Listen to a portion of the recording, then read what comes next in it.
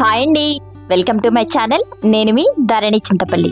చాలా మందికి వంకాయ కర్రీస్ అంటేనే ఇష్టం ఉండదు. అందులోనూ ఒకవేళ ఇష్టం ఉన్నా సరే వంకాయ కర్రీ చేయడం రాదు, గుత్తి వంకాయ కర్రీ అస్సలా కుదరదు కదా.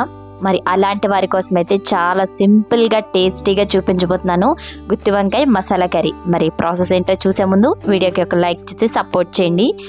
ముందుగా ఒక ప్యాన్ తీసుకొని దాంట్లోకి 2 గుప్పెళ్ళ వరకు పల్లీలు తీసుకోవాలి.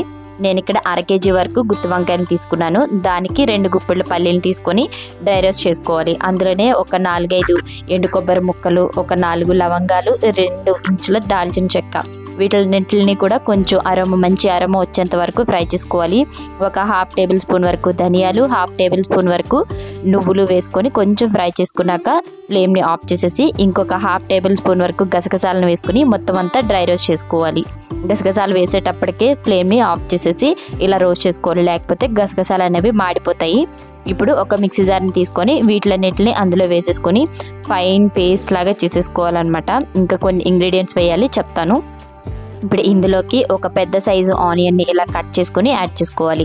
ఇప్పుడు ఇందులోకి టేస్ట్కి సరిపడా సాల్ట్, పసుపు, ఒక 1/2 టేబుల్ స్పూన్ వరకు కారం, 4-5 వెల్లుల్లి రెబ్బలు వేసి వాటర్ని యాడ్ చేసుకుంటూ ఇలా ఫైన్ పేస్ట్ లాగా చేసేసుకోవాలి. ఎక్కడ పలుకు అనేది ఉండకూడదు. ఇలా ఫైన్ పేస్ట్ లాగా చేసేసుకొని పక్కన పెట్టేసుకొని ఒక బౌల్లోకి వాటర్ని తీసుకొని మనం గుత్తి వంకాయ కర్రీకి వంకాయలని ఎలా కట్ చేసుకోవాలో తెలుసు కదా, ఇలా మధ్యలోకి కట్ చేసుకోవాలి. ముచ్చుకులు పెద్దగా ఉంటే కనుక వాటిని కొంచెం కాడలు కట్ చేసేసి మొత్తం ఇలా కట్ చేసేసుకోవాలి. వాటర్లో వంకాయలని యాడ్ చేసి అలా ఉంచడం వల్ల చేదు రాకుండా, అలాగే వంకాయలు కూడా బ్లాక్ కలర్ అవ్వకుండా చక్కగా ఉంటాయి. ఇప్పుడు వంకాయల్ని అందులోంచి వాటర్ అంతా కూడా ఇదిలించేసి ముందుగా మనం పేస్ట్ చేసి పెట్టుకున్నాం కదా మసాలా పేస్ట్ అంతా కూడా వంకాయలకి ఇలా స్టఫ్ చేసేసుకోవాలి. కొంచెం పెడితే చాలు, ఎక్కువ పెట్టనవసరం లేదు. పేస్ట్ ఎక్కువ ఉంది మరి మసాలా పేస్ట్ వేస్ట్ అయిపోద్దేమో అనుకోవచ్చు, లేదు చూపిస్తాను. మొత్తం అంతా కూడా ఎంత అయితే పడుతుందో అంత మొత్తం అంతా కూడా ఇందులో స్టఫ్ చేసేసుకోవాలి. బయట ఊడిపోద్దేమో అనే టెన్షన్ కూడా ఉండదు. ఇప్పుడు ఒక ప్యాన్ని తీసుకొని అందులోకి 4 to 5 టేబుల్ స్పూన్స్ వరకు ఆయిల్ని హీట్ చేసుకొని ఒక్కొక్క వంకాయలన్నిటిని కూడా ఇందులో యాడ్ చేసేసుకోవాలి. ఇంకొక ప్రాసెస్ చూపించాను, అవి నల్ల వంకాయలు కాబట్టి ముందు ఓన్లీ స్టఫింగ్ లేకుండా ఫ్రై చేశాను.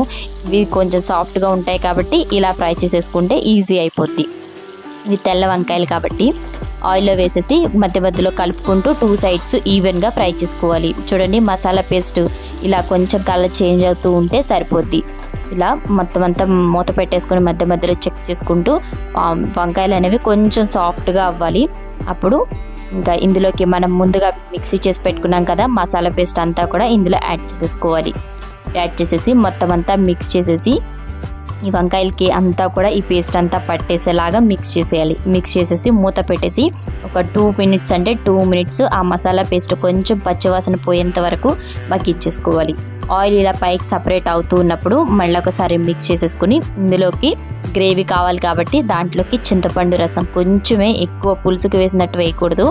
చింతపండు రసం వేసేసి కలిపి ఒకసారి గ్రేవీ కన్సిస్టెన్సీకి తగ్గట్టుగా వాటర్ని యాడ్ చేసుకోవాలి.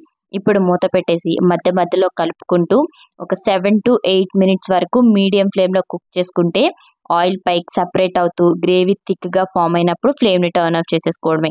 వంకాయలు ఆల్రెడీ చాలాసేపు ఆయిల్లో మగ్గాయి కాబట్టి ఇంకా చాలా ఈజీగా అయిపోయింది. ఇంకా అదర్ ఏమి వేయనవసరం లేదు.